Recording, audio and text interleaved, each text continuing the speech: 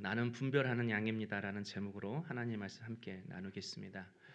외국 여행객들이 우리 국내에 들어올 때 종종 위조 지폐를 가지고 들어온다고 합니다. 그런데 그런 위조 지폐를 잘 찾아내는 사람들이 있습니다. 위조 지폐 감별사들입니다. 방송에 보니까 기계도 못 찾아내는 위조 지폐를 순식간에 찾아냅니다. 그래서 저는 그분들이 여러 위조 지폐들을 가지고 감별 훈련을 하는 줄로만 알았습니다. 그런데 하루 종일 위조 지폐가 아니라 진짜 지폐만 뚫어져라 쳐다보고 관찰하고 만져본다고 합니다. 그러면 지폐를 보고 만지는 순간 이것이 가짜라는 것을 바로 안다고 합니다. 바로 가짜를 분별해내는 방법은 가짜를 연구하는 것이 아니라 진짜가 무엇인지를 제대로 알면 된다라는 것입니다. 신앙도 이와 같다고 생각합니다. 세상에는 이단들이 굉장히 많습니다. 제가 볼 때는 누가 봐도 사입이 이단입니다. 그런데 사람들이 잘 빠집니다. 똑똑한 사람들이 더 잘 빠집니다. 이유가 무엇일까요? 그들이 이단을 몰라서 그럴까요? 아니요. 진짜 복음, 찐 복음을 몰라서 그렇습니다. 진짜 복음을 내가 제대로 알고 있으면 하나님이 누구인지, 주님이 누구인지, 성령님이 누구인지 내가 제대로 알고 있으면 다른 복음을 듣는 순간, 가짜 복음을 듣는 순간 바로 알 수 있습니다. 이게 가짜구나. 마귀의 역사도 마찬가지입니다. 많은 성도들이 은혜를 받았다가도 쏟아버리고 받았다가도 또 쏟아버립니다. 하나님께 복을 받았다가도 또 빼앗기고 받았다가도 복도 또 빼앗깁니다. 왜죠? 마귀의 역사, 마귀의 미혹이 있다라는 것을 모르고 살아가기 때문에 그렇습니다. 그래서 이제는 옛 것을 청산하고 새 삶을 살아야지. 그러면 그럴수록 더 큰 시험거리가 찾아옵니다. 이제 용서해야지 그러면 더 화날 일만 생깁니다. 이제 죄 짓지 않아야지 그러면 더 큰 유혹이 내게 찾아옵니다. 그럴 때 왜 주님은 나를 도와주시지 않지? 왜 주님은 나를 붙들어 주지 않지? 그렇게 주님만 원망합니다. 그러나 여러분, 그 밑바탕에는 마귀의 역사가 있음을 알아야 합니다. 베드로전서 5장 8절이죠. 근신하라 깨어라 너희 대적마귀가 우는 사자같이 두루다니며 삼킬 자를 찾나니.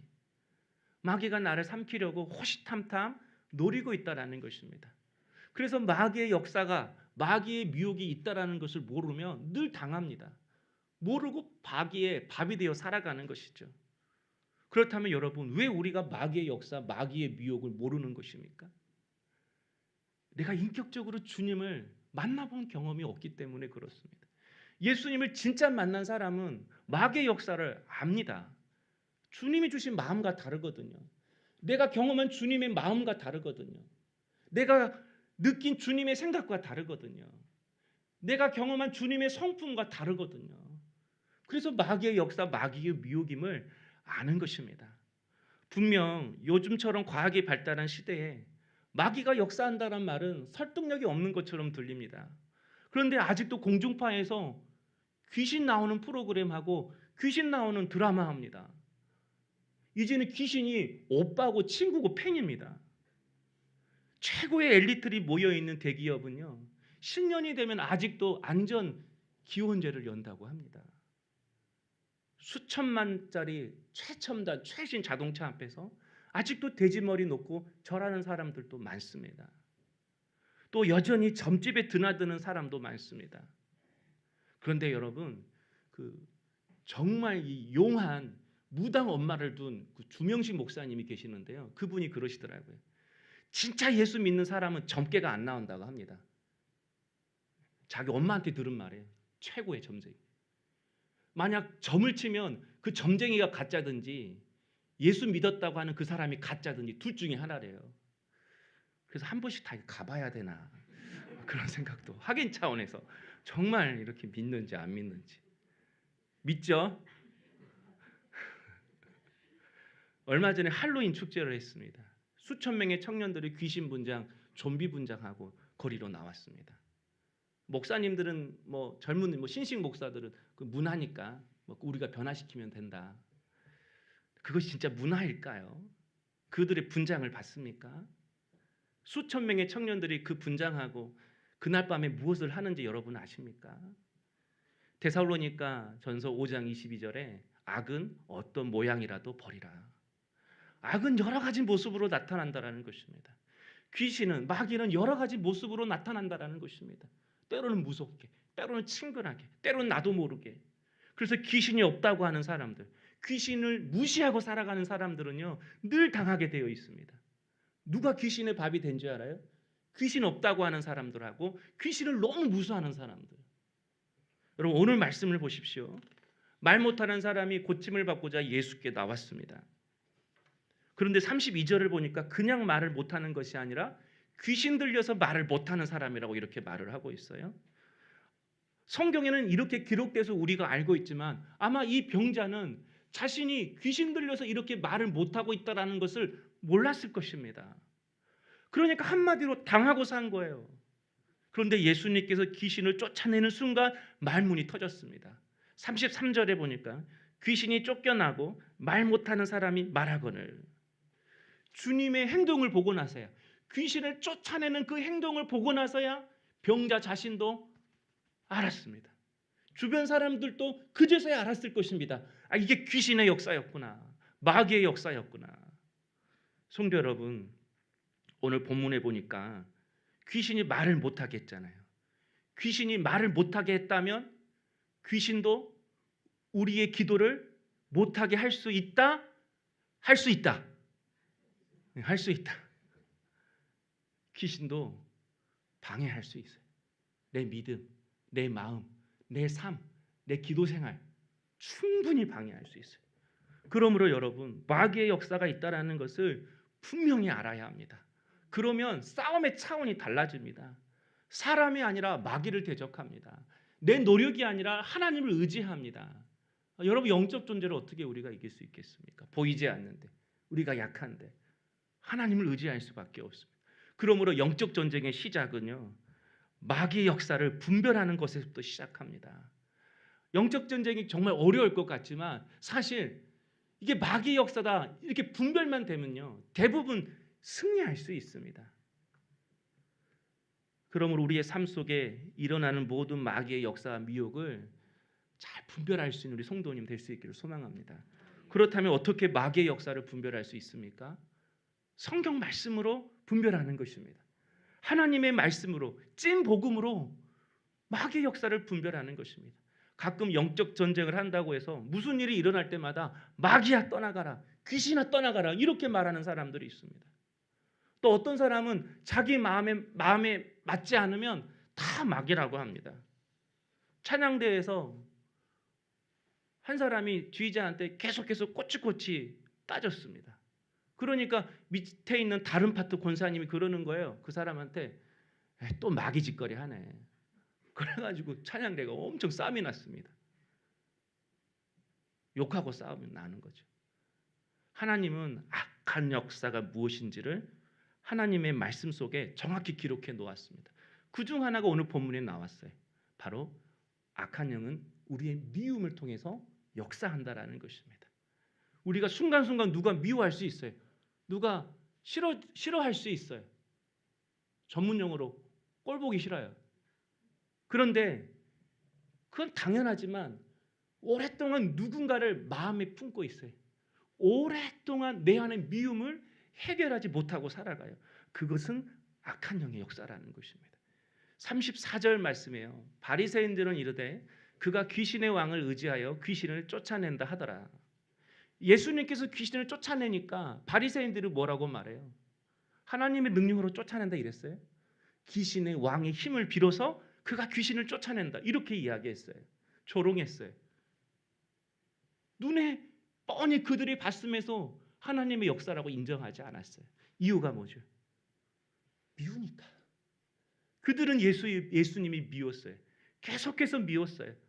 그러니까 눈으로 직접 보고도 예수님이 하신 일들을 받아들이지 않습니다. 미우니까 주님이 하신 말씀도 받아들이지 않습니다. 그러다가 결국 하나님의 역사도, 하나님의 구원도 자신들에게 찾아올 때마다 계속해서 밀어내는 것입니다. 자기가 밀어내는 게 아니에요. 그 안에 미움이 밀어내는 것입니다. 그 미움 뒤의 역사는 악한 영이 그렇게 방해하는 것입니다. 주님이 미우니까 주님과 관계된 것은 다 싫은 것입니다. 여러분, 미움이 그런 거예요. 미움은 사람만 밀어내는 것이 아닙니다. 은혜 받을 기회도, 하나님의 역사를 경험할 기회도, 복 받을 기회도 심지어는 구원받을 기회도 놓치게 합니다. 혹시 여러분 마음속에 오랫동안 미워하는 사람이 있습니까? 오랫동안 해결하지 못한 미움의 대상이 있으십니까? 어떤 분은 남편이 미워서 먹는 것도 밉고 자는 것도 밉고 숨 쉬는 것도 밉대요. 아멘. 잘 살아야 할 것 같아요.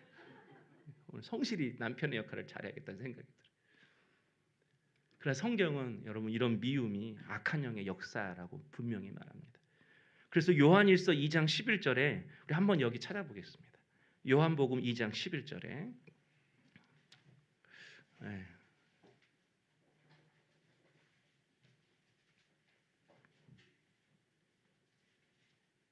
함께 읽겠습니다. 요한일서 2장 11절 시작.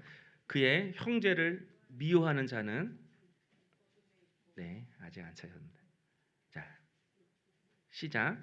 그의 형제를 미워하는 자는 어둠에 있고 또 어둠에 행하며 갈 곳을 알지 못하나니 이는 그 어둠이 그의 눈을 멀게 하였음이라.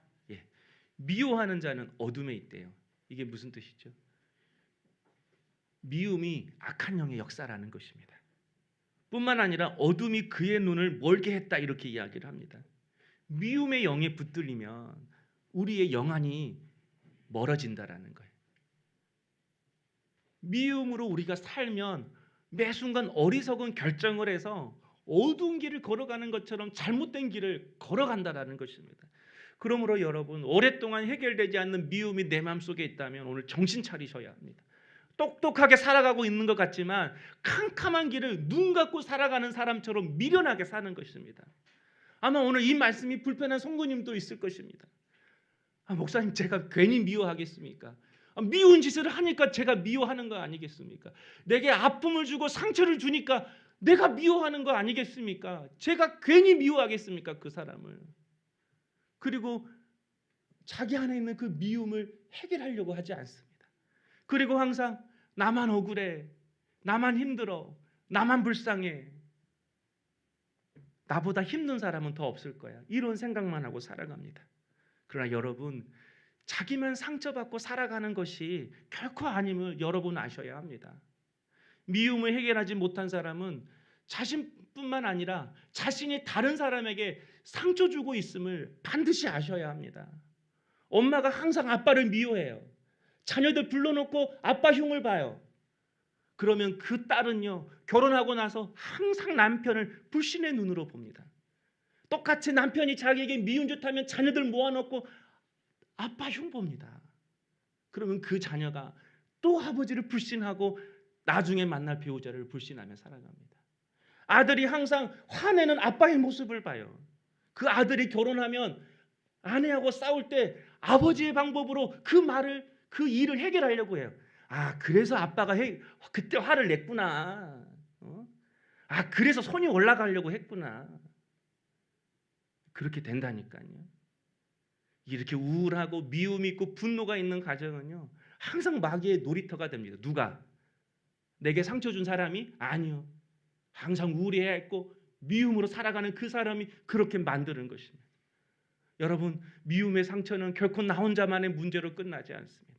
다른 사람에게 상처 줍니다. 그것도 가장 사랑하는 이에게 그 상처를 대물림하는 것입니다. 그래서 여러분 미움은 마귀의 역사임을 반드시 아셔야 합니다.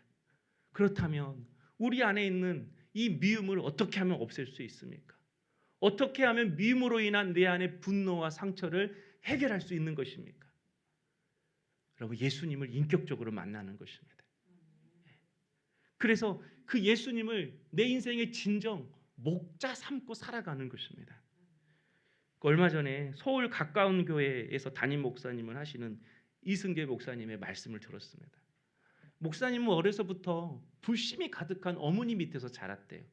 그런데 대학생 때 수많은 여자들이 온다는 이유로 이 이승계 목사님이 CCC 대학생 선교회 여름 수련회를 따라갔다고 합니다. 그러니까 설교가 눈에 들어오겠습니까? 하루 이틀이지 잠에 보는 것도. 사흘째가 되니까 미치겠대요.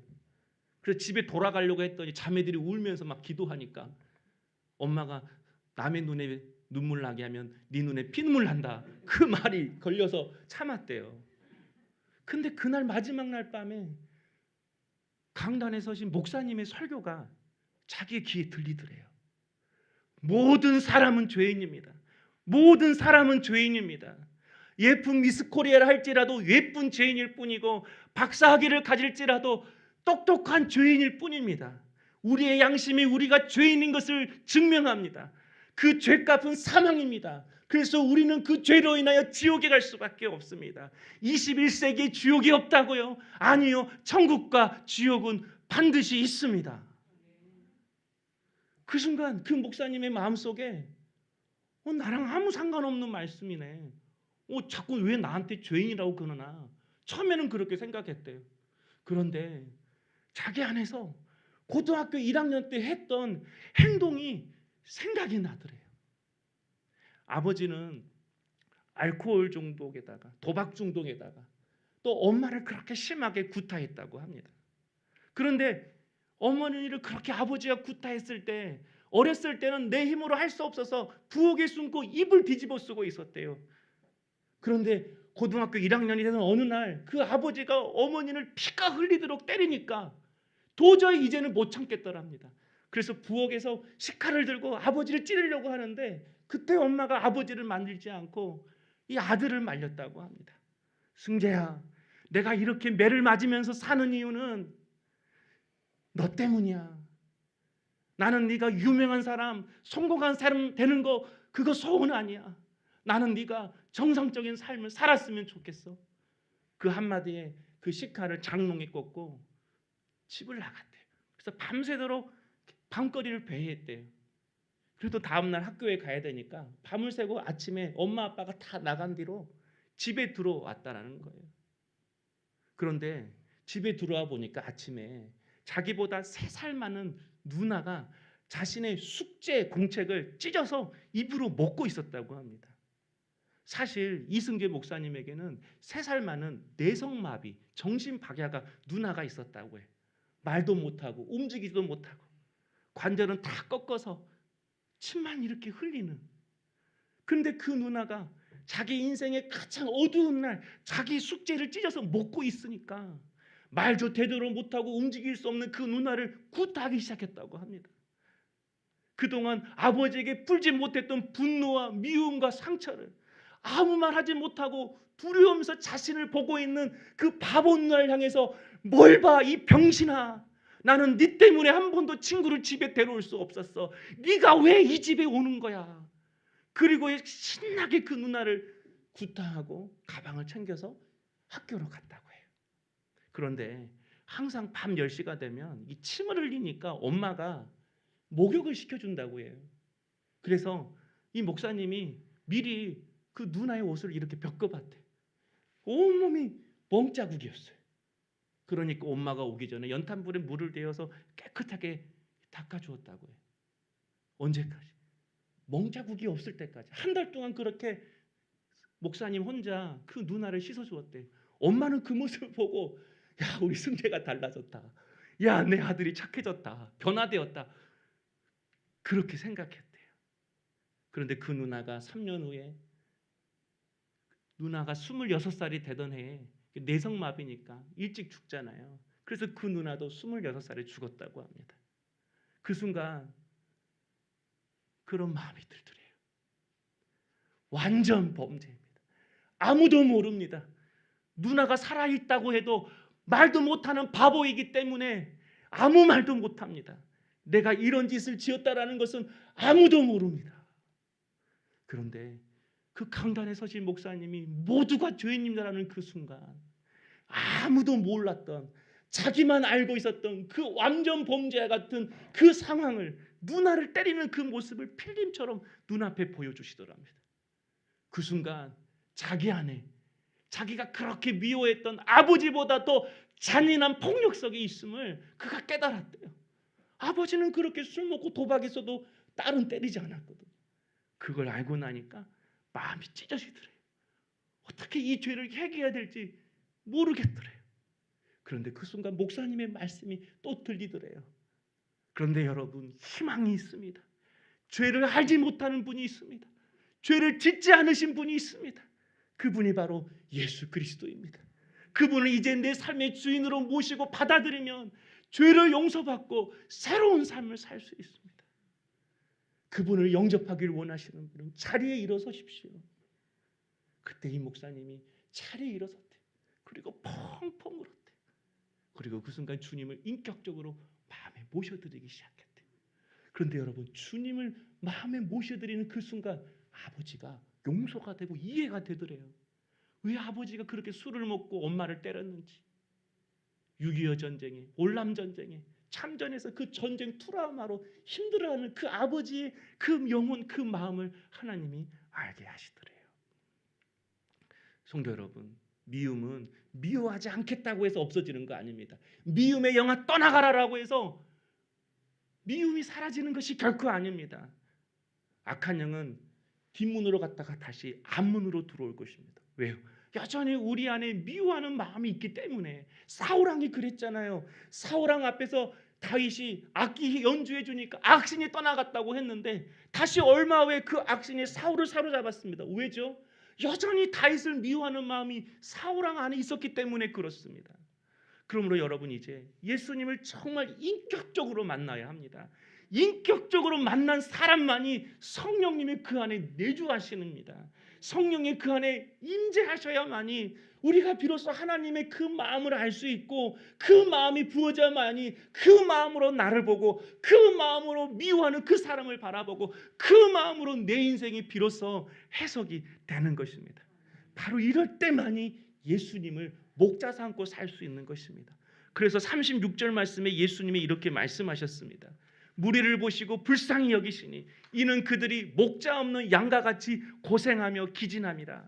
예수님께서 목자 없는 양같이 고생하며 살아가는 백성들을 바라보시고 불쌍히 여기셨다고 말씀합니다. 왜 남편이 남의 편이 되어서 자꾸 나를 힘들게 하죠? 아직 그 영혼의 목자를 못 만나서. 왜 내 자녀가 나를 그렇게 힘들게 하죠? 내 사랑하는 자녀가 아직도 그 영혼의 목자를 못 만나서. 그들은 여러분, 그 영혼의 진정한 목자를 만날 때까지 항상 나에게 미움이라는 그 감정을 실어다 줄 것입니다. 그러므로 중요한 것은 내가 항상 예수님만 목자 삼고 살아가는 것입니다.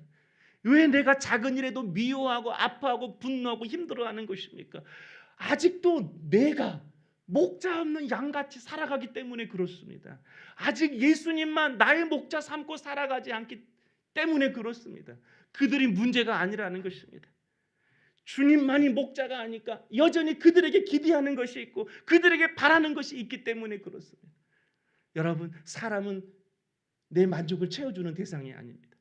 그저 사랑해야 할 대상입니다. 나를 만족해 하시는 분은 오직 예수 그리스도, 그분 한 분밖에 없습니다. 그런데 우리는 목자 없는 양같이 살아가는 그 사람들을 훨씬 더 부러워합니다. 목자 없는 양같이 살아가는 세상 사람들 얼마나 부러워해요. 목자 없는 양들은 일요일도 마음대로 쉬잖아요. 목자 없는 양들은 11주도 안 하고 마음대로 돈 쓰잖아요. 봉사도 안 하잖아요. 목자 없는 양들, 여러분, 주식을 해도 누가 말하지 않고, 바람을 피워도 누가 말하지 않고, 결혼하기 전에 그렇게 성관계를 가져도 누구 말하지 않습니다. 밤새 게임을 해도, 포르노를 봐도 누가 간섭할 사람이 없습니다. 그제 제 친구 만났는데 하루에 소주를 3병씩 먹어야만 잠이 잔대요. 야, 너 술 좀 끊어. 아니야, 용기야, 나 술이 낙이야. 너 왜 그렇게 술을 먹니? 야, 나 여행사 망했잖아. 돈도 없는데 맨날 아내가 나한테 돈 주래. 돈 숨겨놓은 줄 알고. 그래도 술 끊어. 야, 하루에 3병씩 알코올 의존증이야. 알코올 중독이야. 그랬더니 아니야, 나 병원 갔더니 친구 의사가 알코올 중독이 아니라 그냥 알코올 의존증이래. 목자 없이 살아가니까 아직 그 영혼의 목자가 없으니까 그러는 것입니다. 여러분, 오히려 예수 믿고 목자 삼고 살아가는 우리 모습 보고, 아이고, 나는 뭐냐? 나는 예수만 목자 삼고 살아갈 팔자네. 끝이 팔자네. 이것이 마귀의 유혹임을 여러분 알아야 합니다. 마귀는 항상 자기를 주목하게 합니다. 세상을 주목하게 합니다. 목자 떠나서 살아봤어? 재밌어. 인생은 재밌는 거야. 목자 없이 살아봐. 이렇게 끊임없이 마귀는 목자 없이 살라고 우리에게 이야기를 합니다. 여러분, 우리는 그럴 팔자 아닙니다. 성령을 통해서 보면 우리는 예수 믿고 살 팔자입니다. 예수 믿고 가정 회복시킬 팔자입니다. 예수 믿고 내 안에 미움과 상처 회복시킬 팔자입니다. 우리는 믿음으로 살 팔자입니다. 믿음으로 하나님의 복을 받고 그 복을 나눠주며 살 팔자입니다. 할렐루야. 예수께서 추수할 것은 많되 일꾼은 적으니라고 말씀합니다. 추수할 것이 많대요. 말만 하면 나 이제 예수 목자 삼고 살겠어라고 저항 없이 따라올 사람이 많다라는 거예요. 근데 일꾼이 없대요. 말하지 않아요. 우리가 말하지 않아요. 예수 믿고 살 자가 부끄러워요. 창피해요. 그러나 여러분, 예수 믿고 살 팔자가 복된 삶임을 오늘 이 시간 믿음으로 고백할 수 있기를 소망합니다. 우리가 오늘 회복되어서 그 일꾼 되기를 원합니다. 이 시간 하나님께서 누가 우리를 위하여 갈 거라고 말씀하실 때 주님, 내가 여기 있습니다. 나를 보내소서. 이렇게 고백할 수 있는 우리 성도님 될 수 있기를 소망합니다.